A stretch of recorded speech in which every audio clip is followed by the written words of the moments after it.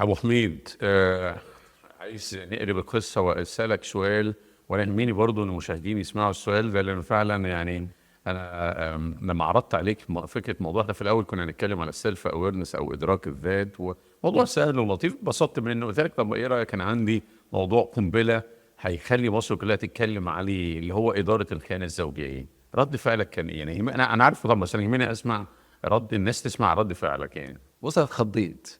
يعني اتخضيت من الاسم، لان اداره الخيانه الزوجيه يعني ايه اداره الخيانه الزوجيه؟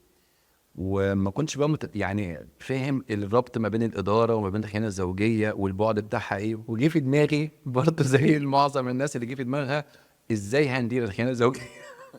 فطبعا ده ده عهدك بيه يا أحمد. ما ده اللي خضني.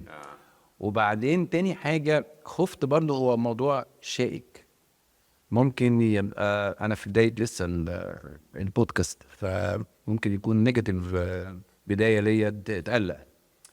بعد كده انت زودت عليا الموضوع بصعوبه شويه. قلت لي احمد احنا عايزين نعمله لايف. طب يعني لو حتى احنا بنعمل حاجه ريكوردد هنعرف، يعني لو حاجه حصلت كده نلحقها، لكن لايف كمان. فكل ده كان مخوفني جدا جدا. بس كذا كذا حاجه طمنت لي يعني. اول حاجه طبعا وجود حد زي حضرتك في الحلقه.